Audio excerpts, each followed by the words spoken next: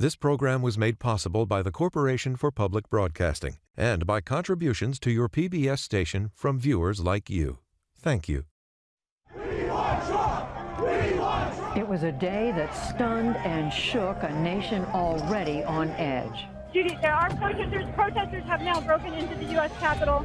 Provoking a mob of his supporters, President Trump upended America's long tradition of peacefully transferring power. You don't fight like hell, you're not going to have a country anymore. Last week's deadly siege at the Capitol raised urgent questions about the health and security of our democracy. USA! USA! Tonight, what brought us to this moment of conflict? How did the president take advantage of the country's deepening division? And where, as a nation, do we go from here? This is American Reckoning, a PBS NewsHour special. Good evening and welcome to our PBS NewsHour special report. It comes at an anxious moment. The nation's capital and many cities around the country are on edge, concerned that protests over the presidential inauguration could turn violent again. The FBI says that armed gatherings are planned in every state. Here in Washington, security has been fortified around the Capitol complex, the White House, and much of the center of the city. More than 25,000 members of the National Guard are being called up to ensure there are no further riots or attacks. And even as President-elect Joe Biden prepares to take office, the country is not yet done dealing with the consequences of President Trump's actions. The House of Representatives has voted to impeach him. The Senate has yet to decide what it will do. And many Americans are angry and upset over the mob that ransacked the Capitol, threatened officials, and led to the loss of life. The president himself is at the center of much of that anger and upset. From the beginning, he has tapped into long-standing strains of economic distress in America, resentment toward the federal government, extremism, and the racist and cultural divisions in this country. Along with my colleagues Amna Nawaz and William Brangham, we're going to explore all of this to try to understand better what, for many, is a moment of reckoning. We're going to begin by looking at the attitudes and the national mood that led us to where we are now. For that, we have three perspectives. Sherilyn Ifill is the president of the NAACP Legal Defense and Educational Fund. Stuart Stevens is a longtime Republican strategist who's worked on multiple presidential campaigns. He's also the author of the book, It Was All a Lie: How the Republican Party Became Donald Trump. And George Packer is a writer with The Atlantic who has written about the country's political and economic divides, including his book, The Unwinding: An Inner History of the New America. And we so appreciate all three of you being with us for this special. We know what happened on that Wednesday was not spontaneous combustion. It had its roots a number of years earlier, Donald Trump and even before. But George Packer, I want to begin with you. What do we know about where America was and what Americans were feeling and thinking when Donald Trump appeared on the scene? Well, first, every democracy is vulnerable to a populist demagogue like Trump. We are surprised it happened here. We haven't seen anything like this in our lifetime at the top.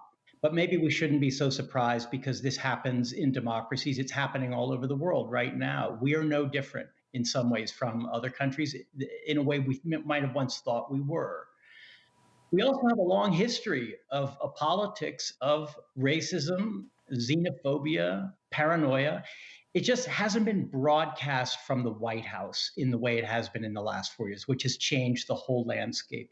But I think the most difficult to describe but important thing is what has happened to a whole region of America, a political region that once thought of itself as like the heart and backbone of the country. Around 10 years ago in my reporting, I began to notice that in these towns, small towns and rural areas that were sort of overlooked by the media, there was like a collapse of traditional sources of authority and of meaning.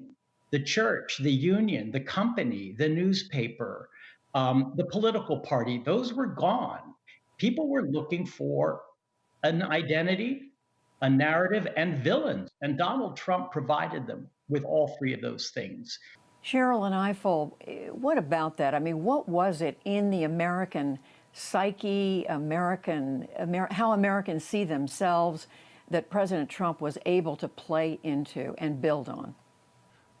Well, Judy, you know, the through line here obviously is race, and I'm sure it comes as no surprise that I'm going to say that because, you know, frankly, what we've seen is something that we have seen before, and it's important to talk about regions because what we are seeing looks very much like what we have seen in the South over a very long period of time. The other day, frankly, Wednesday last week looks like something out of the 19th century. It looks like something, you know, in the waning days of Reconstruction, when there was this violent effort to try to suppress Black political strength. It was successful because it was violent, and because the federal government really failed, you know, weary after the Civil War, failed to do what was necessary to stop it.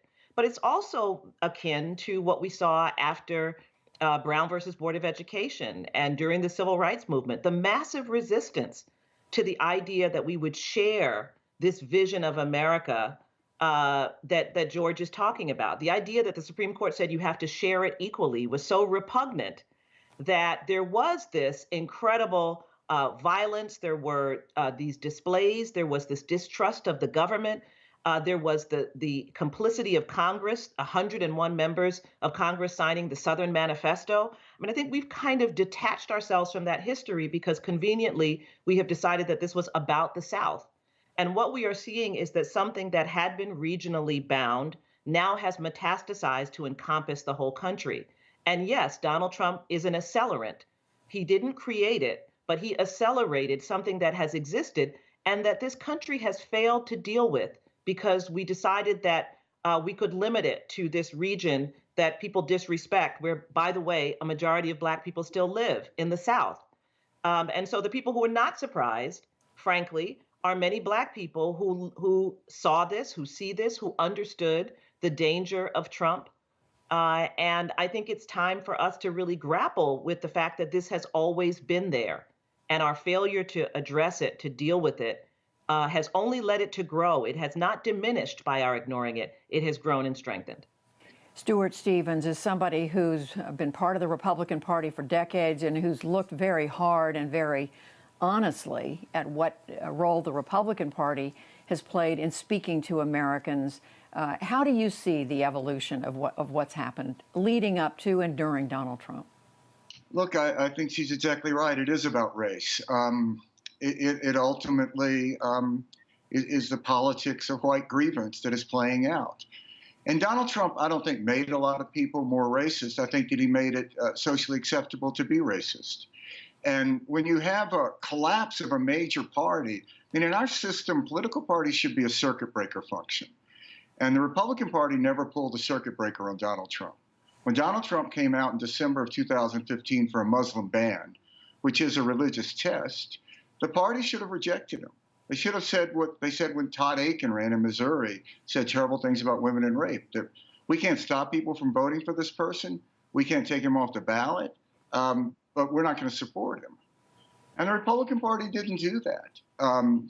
You know, I think that we've always had this politics of hate in America, like most societies. In the 30s, we had a huge fascist movement, but why didn't we become fascist? Probably because Roosevelt was president, not Lindbergh. And I think this lesson that we used to study in civics classes, that leaders matter, is really proven to be true here. So I think a lot of people look at Donald Trump and they think he's a little wacky, maybe, probably doesn't tell the truth a lot, but then they see a Republican senator or congressman whom they respect who backs Donald Trump. So they think, well, okay, it must be okay. And it was just this Faustian bargain that the Republican Party tried to make for power.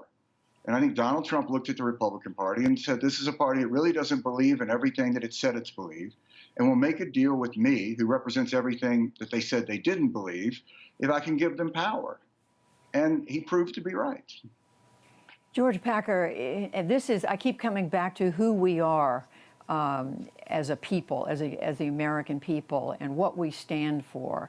I think Joe Biden has said this is not who we are. He said that in the aftermath of last week. But is it? I mean, we it's not fair just to point the finger at Donald Trump, as all of you are saying. The blame falls everywhere, doesn't it? I even want to point the finger at people in my trade, at me and my fellow journalists. I think we bear some responsibility for being mesmerized by Trump, for amplifying his hatefulness and his power.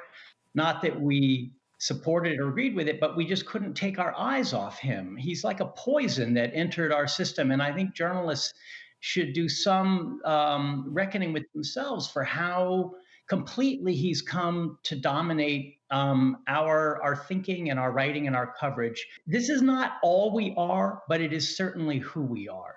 It's not that some alien parachuted into America and took over, which is why the word fascist makes me a little uneasy. It makes it sound as if it comes from elsewhere. This is part of our democracy. Trump is a figure of our democracy, a demagogue, a common figure in democracies.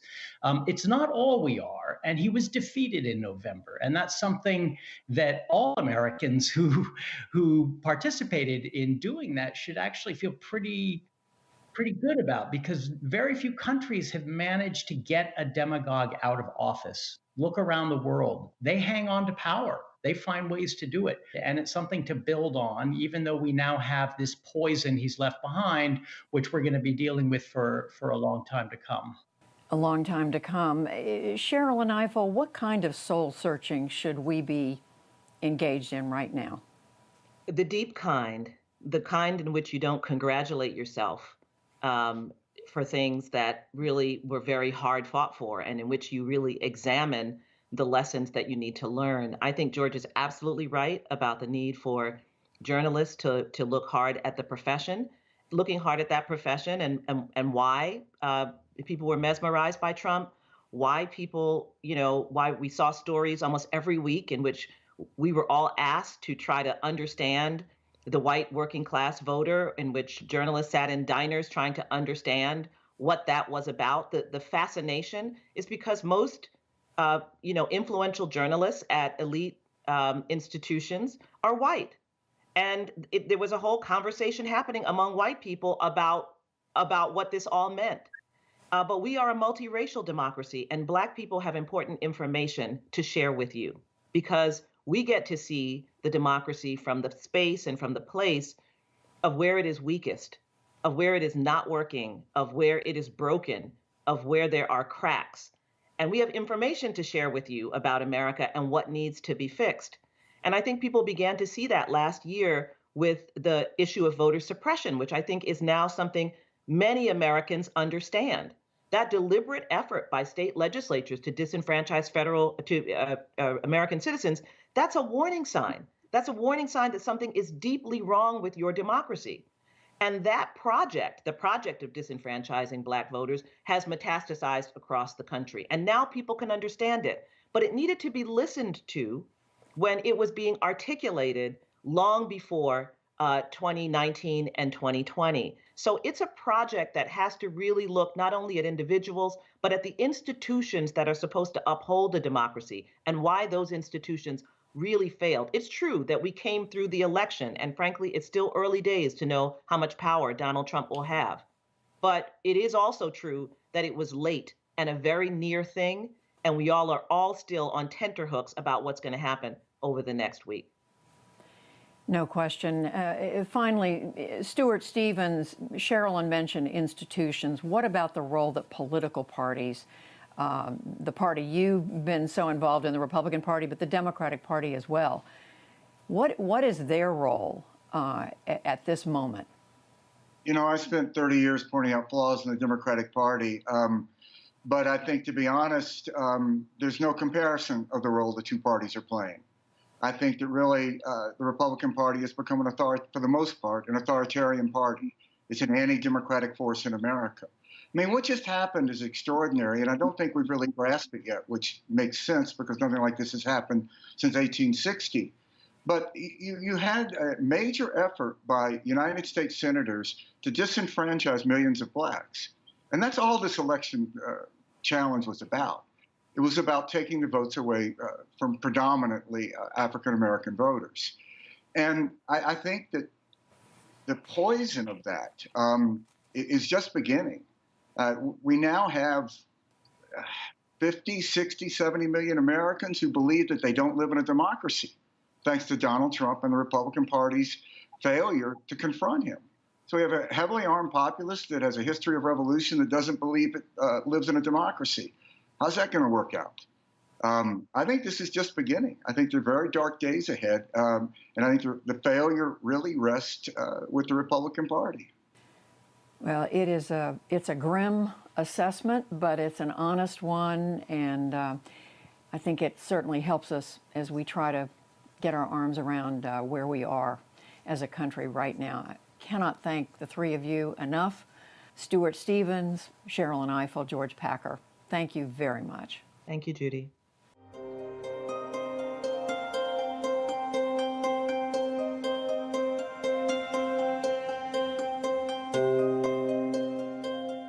President Trump's incendiary remarks that preceded the attempted insurrection were in many ways a culmination of what he's been doing for the past 5 years. And our most recent PBS NewsHour NPR Marist poll finds that 58% of all Americans place at least some of the blame for the riots at the Capitol on the president. William Brangham looks at that part of Donald Trump's history that led us to this point and the darkest appeals he's made to certain groups around the country. Donald Trump shattered norms long before becoming president. For years, the developer and reality TV star gained political attention by falsely suggesting that America's first black president was illegitimate. Why doesn't he show the birth certificate? And why is he spending millions of dollars in legal fees to get away from this issue? From the day he announced his White House run, it seemed clear that unity wasn't a priority. How stupid are our leaders? How stupid are these politicians? That speech set the tone for much of his presidency. Groups tarred as the other or the enemy would face a level of vitriol not seen in decades. Mexican immigrants were villainized as drug dealers and rapists. Muslims abroad were deemed so dangerous that they couldn't even enter the country. His 2016 opponent, Hillary Clinton, was cast as a criminal. Protesters at his rallies treated harshly. If you see somebody getting ready to throw a tomato, knock the crap out of them, would you? Seriously. Okay? Just knock the hell. I promise you, I will pay for the legal fees. His most frequent target, though, has been the media. A few days ago, I called the fake news the enemy of the people, and they are. They are the enemy of the people. While raging at his enemies, Donald Trump also delivered his America First message of economic populism, and it spoke to a large swath of white and working-class America who lifted him all the way to the White House. The forgotten men and women of our country will be forgotten no longer. But less than a year into the job, a tragedy presented the president with a moment for healing. A neo-Nazi rally in Charlottesville, Virginia turned deadly when a white supremacist plowed his car into a crowd of counter-protesters, killing a young woman. In the moment, the president couldn't find the words to clearly condemn the hatred. You also had people that were very fine people on both sides. Since Charlottesville, even though right-wing extremists have been responsible for the vast majority of terrorist attacks and plots in the United States, the president almost exclusively condemns and inflates left-wing violence. The violence and vandalism is being led by Antifa and other radical left-wing groups. But a confluence of crises over the last year has perhaps tested the nation and its commander-in-chief more than any other in modern history. As the novel coronavirus spread rapidly across the United States and has now killed nearly 400,000 Americans, President Trump has consistently underplayed the threat. We have it totally under control. It's one person coming in from China, and we have it under control. It's going to be just fine. He's sidelined key experts and berated state officials who've tried their own lockdowns to stop the virus's spread. In Michigan, for example, Mr. Trump supported armed anti-lockdown demonstrators who occupied the state capitol in April. 6 men were later charged with conspiring to kidnap Michigan's Democratic governor, Gretchen Whitmer. The president spoke at a rally in Lansing shortly after that plot was thwarted. Hey, Governor, let your state open. Get your kids back to school, Governor. Not a good governor. Amid the pandemic, another crisis. Nationwide protests broke out over the police killings of George Floyd in Minneapolis and Breonna Taylor in Louisville. Hands up! Protesters across the country took to the streets, decrying the disproportionate police violence experienced by Black Americans. While most demonstrations were peaceful, some did lead to violent clashes with law enforcement. Instead of an appeal for calm, the president inflamed tensions. You just saw it outside. You saw these thugs that came along. These people call them protesters. Isn't it beautiful? In a remarkable scene over the summer, military forces were called in to help clear protesters outside the White House so the president could pose outside a nearby church. Stay by. And long before any votes were cast in last year's election, the president repeatedly, falsely claimed, just as he had in 2016, that the vote count would be rigged against him. This election will be the most rigged election in history. And he refused to denounce supporters who threatened violence, famously refusing to rebuke the hate group known as the Proud Boys. What do you want to call them? Give me a name. Give me a white name. supremacists and Who would white you like me to condemn? White supremacists and white Proud Boys. Stand back and stand by. And when it was clear that he did in fact lose, a moment when virtually every other losing presidential candidate has graciously conceded the race and wished the victor good luck, President Trump did the opposite. I've already decisively won. He continued to falsely claim that he'd been robbed of victory by fraud. When his dozens and dozens of legal appeals were thrown out of courts nationwide, the president went to enormous lengths to personally pressure state officials to overturn Biden's victory. So what are we going to do here, folks? I only need 11,000 votes. Fellas, I need 11,000 votes. At rallies, he continued to claim that Democrats had stolen the election and that an illegitimate president was trying to take the White House from him and from them. He asked his supporters to come to Washington last week. We're going to walk down, and I'll be there with you. We're going to walk down to the Capitol.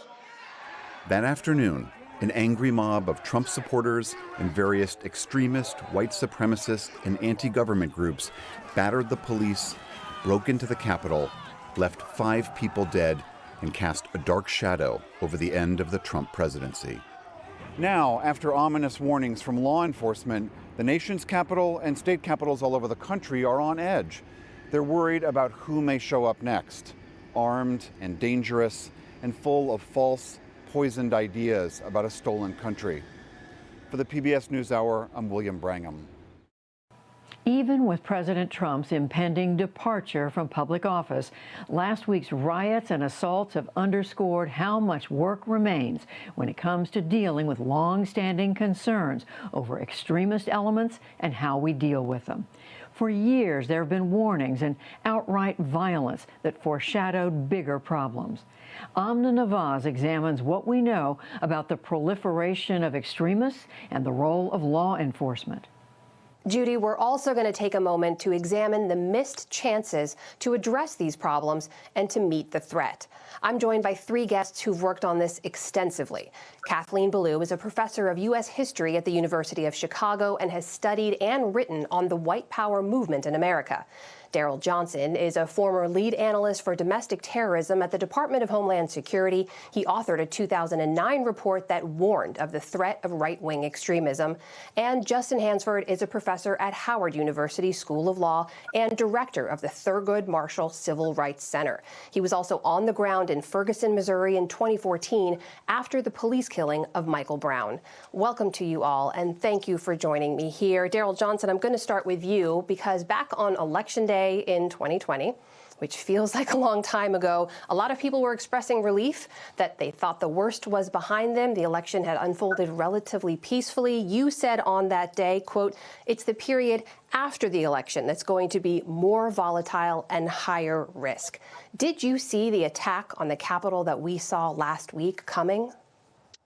Well, it definitely was a type of scenario that I was concerned about. In fact, we had two previous breaches of state capitals in Michigan and Idaho that had preceded this insurrection at the U.S. Capitol last week. So it was on my mind as a potential scenario, and we're fortunate that it didn't get a lot worse. Justin Hansford, a lot of people on the Capitol grounds that day were saying this was about the election. This was about politics. This was about protecting or claiming back, they told me, claiming back democracy. What did you see as you watched that siege on the Capitol unfold? The image that stuck out to me, of course, is the image of the Confederate flag and the idea that white supremacy was ushered into the Capitol. And it was a sharp contrast to the way that we were received when Black Lives Matter protesters were protesting over the course of the summer and into the fall. So I think for many of us who were involved in those protest movements, we saw it as a continuation of the conversation on race and law enforcement that began really when Mike Brown was killed in 2014 and reached its zenith this past summer. And I want to dig more into that law enforcement response in a moment. But Kathleen Belew, let's turn to you here, because among the people we met on the Capitol grounds that day, there were conspiracy theorists, people spouting QAnon theories, just really divorced from reality. We also saw members of extremist groups like the Proud Boys and the Oath Keepers. We should say these groups predate President Trump, but they have now become some of his most strident backers and are willing to commit this kind of violence in his name. Why is that? What do we need to understand? So I think the key here is that there are three main constituencies of people who came to the Capitol on January 6th. There are the diehard Trump supporters who are deeply invested in the president. There are QAnon conspiracy believers who have been quite quickly radicalized over the past months and years. And then there's this longer trajectory of activism that I would broadly think of as the white power movement and the militant right. But I think it would be a mistake to overly think that this is about President Trump. At the end of the day, I don't think we have enough evidence to think that the president has the power to command this groundswell or to call it off. So, Justin, let me turn to you here, because you hear Kathleen talking about a history of violence among these groups. Daryl Johnson pointing to more recent examples of violence from these groups. And yet the police force we saw there to greet them was barely present. We were there. And also, it took a very long time for National Guard or any kind of supplementary force to arrive there. Now, some former senior officials have told me since there was a failure of imagination to think that it could unfold the way that it did. Why do you think that is? There have been studies that have been conducted over the years that have shown that there is a phenomenon called protesting while Black.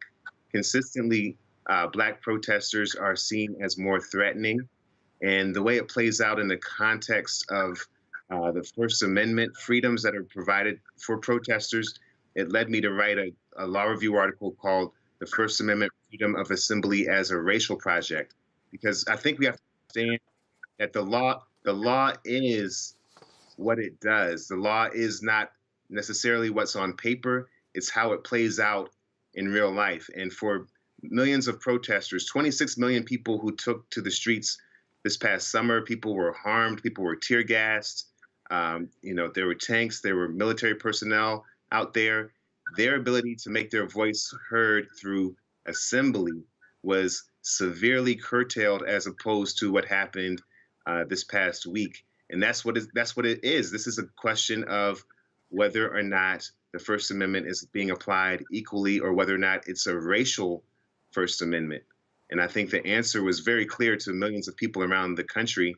And it's almost like my law review article came to life like Frankenstein. So it's the complete opposite as to what you would see if we had Black, brown, or Muslim protesters in front of the Capitol. Daryl, I think this is the part that baffles a lot of people is why haven't we seen a more robust, coherent response from federal authorities? The data is there, the evidence is there, the numbers are there. We know this threat has been growing. You look back to 9/11, the entire government was reorganized to meet back then the extremist Islamist threat. Why haven't we seen that here? Well, I think it's a combination of factors, poor planning, there's institutional bias.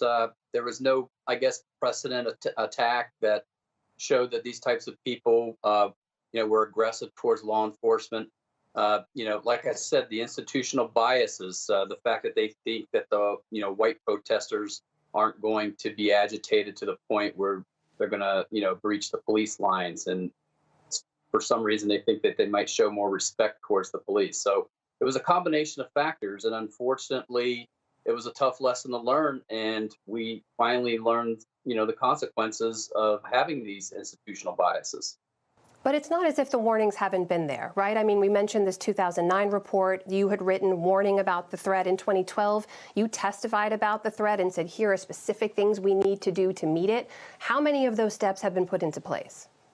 Very little to none. And so there's actually a lack of political willpower in Washington to recognize this threat and to come up with a strategy on how to combat it and deal with it.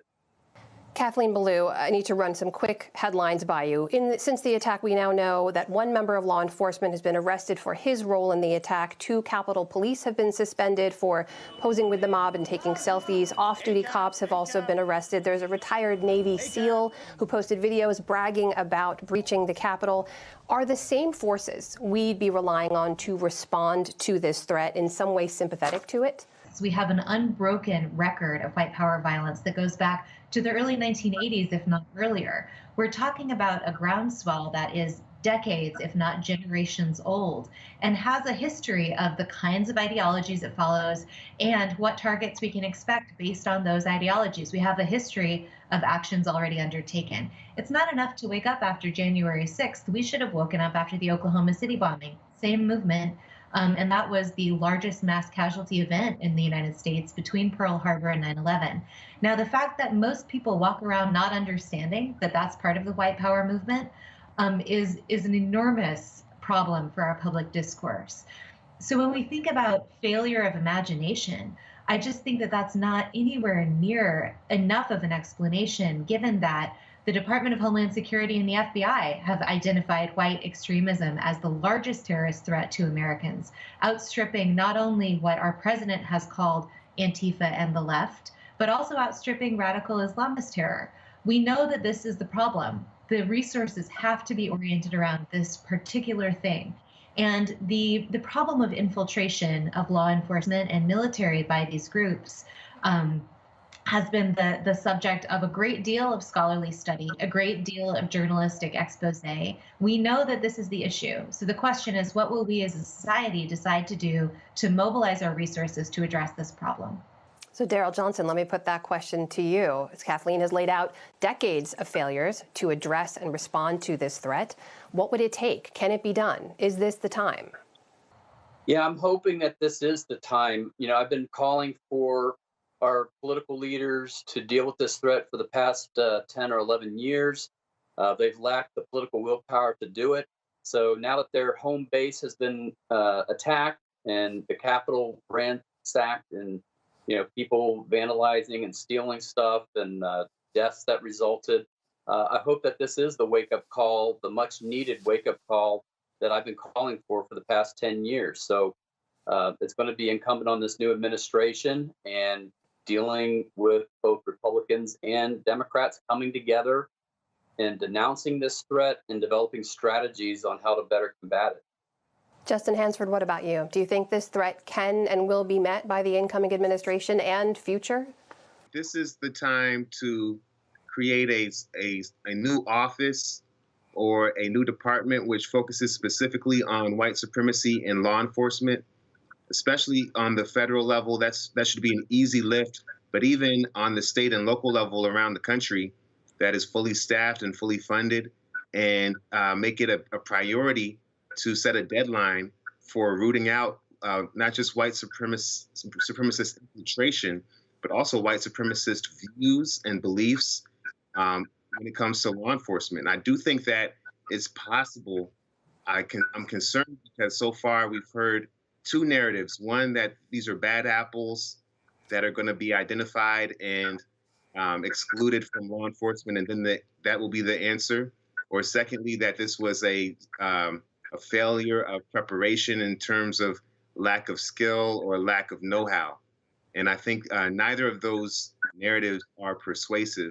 But I do worry that the people who have oversight over the Capitol Police so far have begun investigations that seem to be premised on the belief that these were mistakes or that there was some other motive besides white supremacy and sympathy with white supremacy that was the reason for this breach. And so this is really a question of who's going to win out, who's going to win this competition over the narrative as to what caused this crisis, this attack.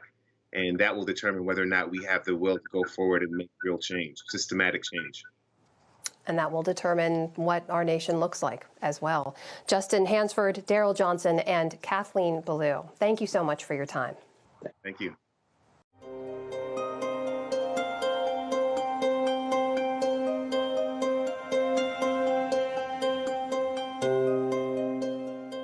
The start of a new presidency is often a hopeful time for the country, but the challenges now are unprecedented in modern times.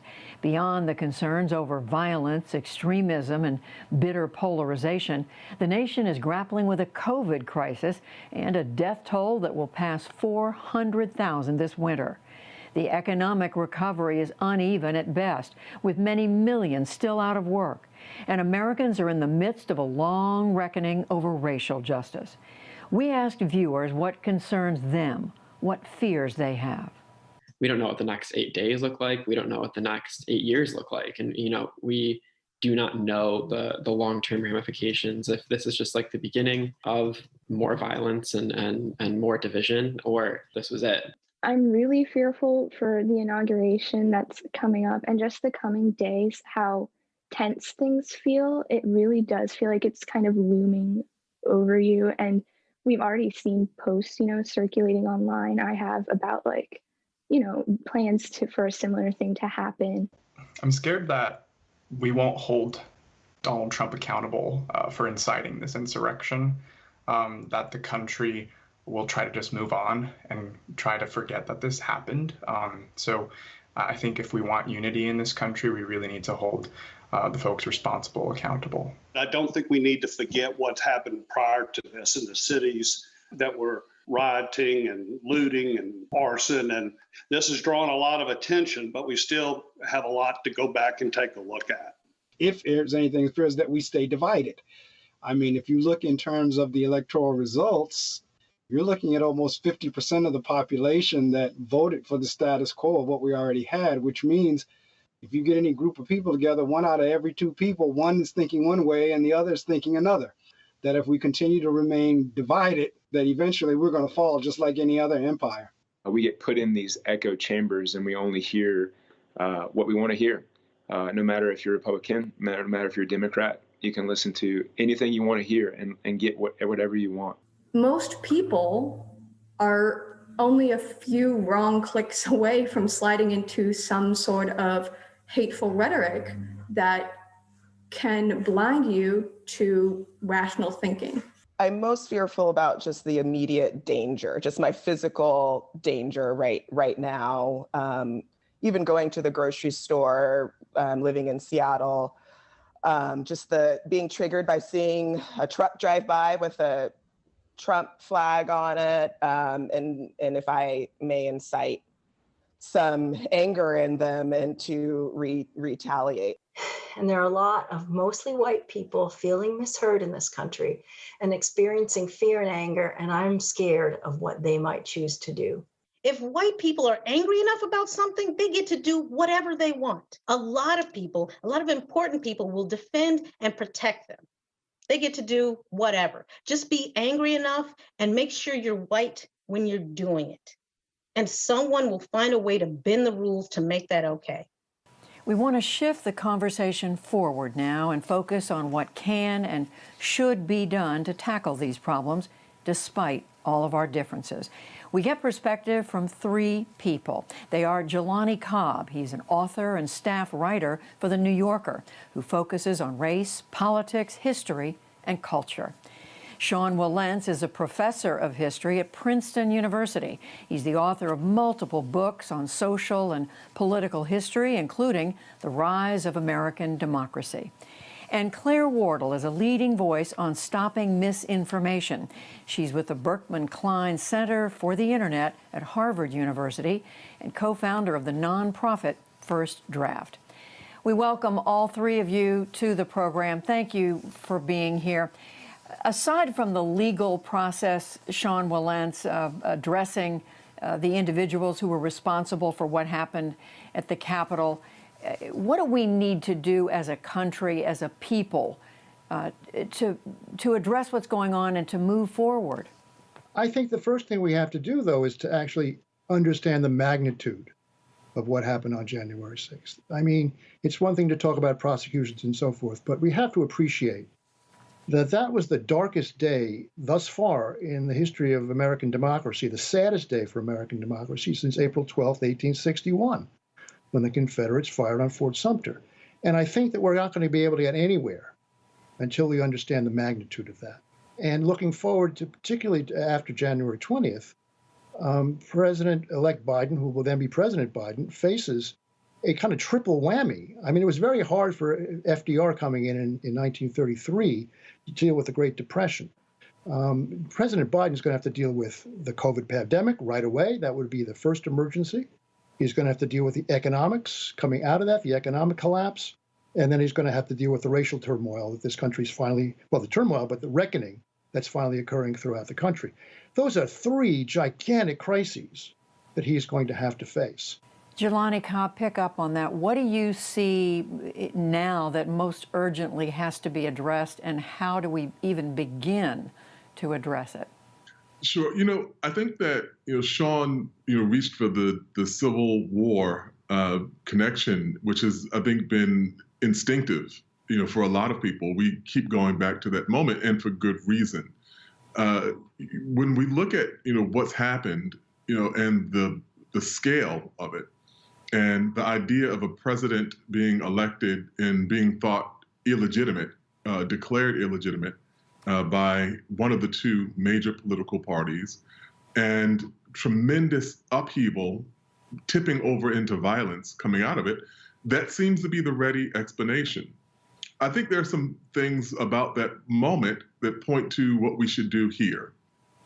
For one, when we looked at the aftermath of the Civil War and the resurrection of a movement to reinscribe, slavery indeed, Ulysses S. Grant was confronted with having to uproot the Ku Klux Klan. He realized that they were an existential threat to everything that had been achieved by that bloody war. And that is, I think, the circumstance that the federal government faces now. They really have to aggressively pursue and root out this cancerous menace of white nationalism and kind of white extremist militias that are really a functionally revanchist movement in American society. I think that's one thing. The other thing that I think is that we have to be very clear that the dynamics that are connected with Trumpism will not necessarily disappear simply because Donald Trump leaves the stage to some extent. The phenomenon that we know of as McCarthyism preceded Joe McCarthy and extended beyond McCarthy's time as a senator. And so the dynamics that made it possible for a person as manifestly unfit as Donald Trump to rise to the presidency, those dynamics are still in existence. There's still a great deal of resentment about the ethnic makeup of this country. There's a great deal of resentment about the economic shape of the country. There's a connection between those two things where people blame ethnic groups and racial groups for their economic malaise. And I think that, more than anything, is going to be the challenge that Joe Biden's administration has to confront. Claire Wardle, the other thing that is not going away is this widespread system of misinformation, this sea that we swim in and that some people only traffic in, of information that's just not true, of lies. How do you see us even beginning to get our arms around that as we try to get healthier as a country? So I think what we learned last week is that this is much bigger than simply misinformation. We have people who are living in a completely different information ecosystem than the one we live in. And that ecosystem is falsehoods and conspiracies are ricocheting from politicians down to your next door neighbor, to your Facebook groups. Everywhere you look, you're hearing the same thing. And what we didn't recognize is in that alternative ecosystem, this big lie that Timothy Snyder talks about, which is people believing that the election was stolen, that was what was happening there. The people who stormed the Capitol believed that they were saving us from the Constitution. And I hope that this moment makes us recognize that this alternative information ecosystem, we have to take a handle on that. This is not playing whack-a-mole with individual rumors or lies or having a polite conversation with your uncle who shares this kind of stuff on Facebook. We need to understand that people are easily seeking out other people who believe the same as them, reinforcing those positions. This isn't just a case of alternative facts. It's people believing fundamentally different things. And we as a democracy can't continue if we don't have that shared set of facts. And that requires the platforms, that requires the news media, that requires politicians, all to say, we can't look the other way anymore. We have to recognize what this leads to if we're not all sharing facts around critical aspects, because otherwise democracy can't continue. You're describing a tall order of a lot of work that needs to be done. Sean Wilentz, what should the people we listen to, what should our leaders, whether they're political leaders or leaders of other great institutions in our country, religious or business or otherwise, what should they be doing and saying right now? Well, I think that actually Jelani and Claire both pointed out exactly what has to be done. I mean, the first thing that has to be done is that this poison, this toxic, it's racist, and it's even beyond that. This poison in American politics finally has to be taken out. Jelani referred to the Grant administration. That's right. He went after the Ku Klux Klan. They also established the Justice Department. That's when the Justice Department came from. And, you know, I listened to Attorney General designate Merrick Garland the other day, and he made that point. And let's remember that Merrick Garland, 25 years ago, 20-odd years ago, was the lead prosecutor of the Timothy McVeigh case. So I think that right away that has to be done in no uncertain terms. It's very clear that the government has not done enough to crack down on that. But then comes to the question of misinformation.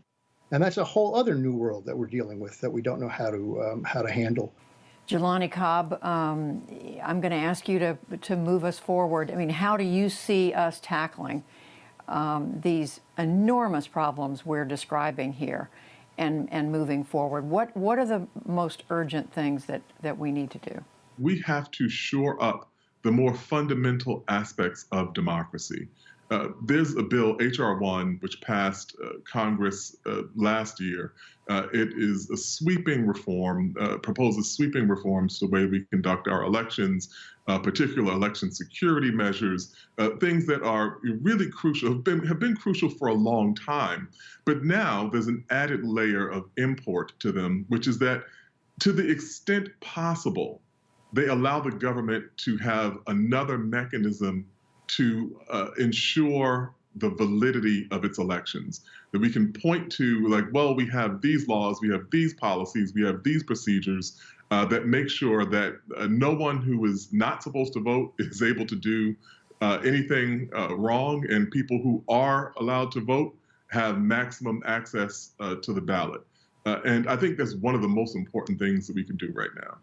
And Claire Wardle, as you come back to how you described it, the ecosystem that exists out there, an alternate reality, is that something that we have to live with for the future, or is that something that can be dismantled? I don't think it can be dismantled. We have to find ways that we're able to provide spaces for people to have conversations to get accurate information. We also have to talk about the platforms. I mean, they've taken steps. I think it's very easy for us to say, oh, good, they've taken action. Well, they took action in a vacuum. It's crazy to me that over the last 5 years, we didn't create a framework to say, well, when we have an emergency, how can a group of academics and ethicists and historians and others help Silicon Valley make these kind of decisions around speech? Because these decisions that have been taken over the last 10 days have led to many people in America to feel very, very angry that their speech is being curtailed. There are unintended consequences to those decisions that have been taken. So platforms are now a critical part of our ecosystem. That they weren't around 30 years ago. They are now. They've happened very quickly. And I think one of the things when we think about going forward is, if we're going to talk about regulation, what does it look like? How do we bring society into those conversations around the types of speech that we want, the kind of public spaces online that we want? This is not going to be a quick fix. We've probably got 30 to 50 years to think about the kind of information ecosystem we want. But a fragmented one as it sits now is incredibly dangerous. And last week taught us that. Finally, as you think about the next several years, do you have a sense of hope or not? Sean Wilentz? Yes, I do. It's a huge task, and it's going to take, a great common effort, provided we get rid of the poison. We're not going to get anywhere until we get rid of that. That brings me back to Lincoln. Unless we stand up to that, we're not going to get anywhere. But if we do, and I think the vast majority of the American people would stand behind that, then I think there is indeed hope for us all. Jelani Cobb, where are you on the scale, if you will, of hope, of having hope or not? Well, I think the advantage of the present is that we have more history to draw upon than any group of people that preceded us. And we can look at the examples of people who have had to confront crises. And they never went about that, at least not successfully, with an air of pessimism. And I think that we also have to be mindful of a kind of irrational optimism, too. I think the safest place for me is a kind of guarded hopefulness, a belief that we are capable of surmounting these challenges, even if it will take everything that we have, and a kind of optimism that is informed by the great difficulty and sometimes the great cost that ensuring peace and the forward motion of democracy has exacted, but believing that you're fundamentally up to those challenges. On that note, I want to thank you all three, Jelani Cobb, Sean Wilentz, and Claire Wardle. Thank you so much. Thank you. Thank you for having us.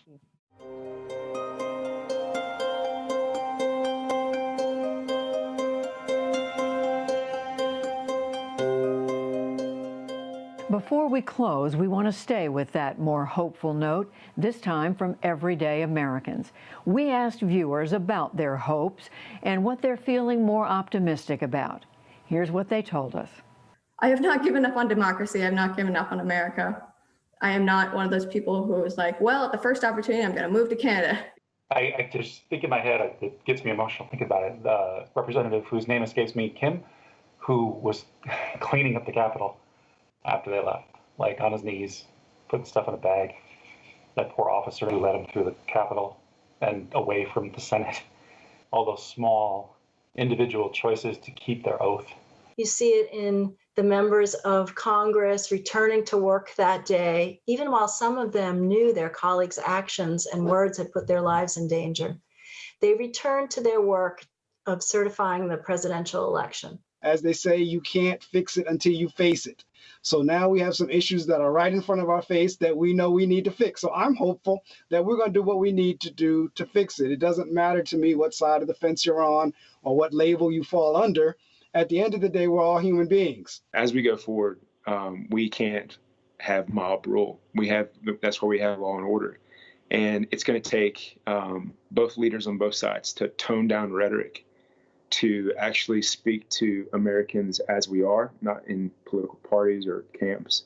I learn and watch and grow from what the youth are doing right now. And that's what gives me hope. And that's who I'm taking the cues from. So many of them are going out of their way to not just talk about making a difference, but they're really out there doing things and making changes. I logged on to all my classes and we discussed it. And it was really, really encouraging to see 20 other students who felt really passionate about this and just about how, upsetting it was, and hearing other people saying exactly what I had been thinking and talking about how excited we are to be old enough to vote or even get involved in politics and things. I'm seeing a swell of people coming in to the process in the last 4 years that were not there 10, 15, 20 years ago. And that brings me hope, because the more voices at the table, the more likely we'll have more of an equitable future for all. It is voices like these that should give us hope. Voices from Americans of all ages who, despite the ugliness of recent days, aren't ready to give up, who see a country and a government worth holding together. Abraham Lincoln said a house divided against itself cannot stand. He was talking about slavery, but those words surely apply today. For all the worst instincts we've seen that Americans are capable of acting on, we know we can't afford to let the country slide too far into division and hatred. That will take work on the part of each one of us and on the part of future generations. But there's too much at stake to make any other choice. Thank you for joining us tonight. I'm Judy Woodruff. Stay safe, and we'll see you soon.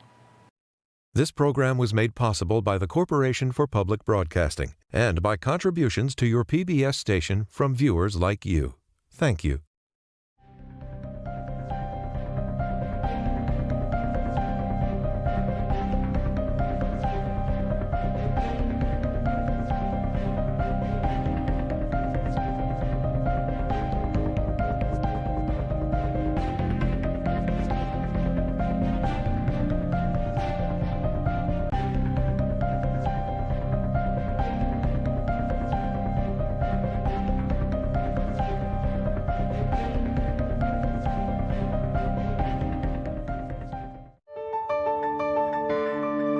You're watching PBS.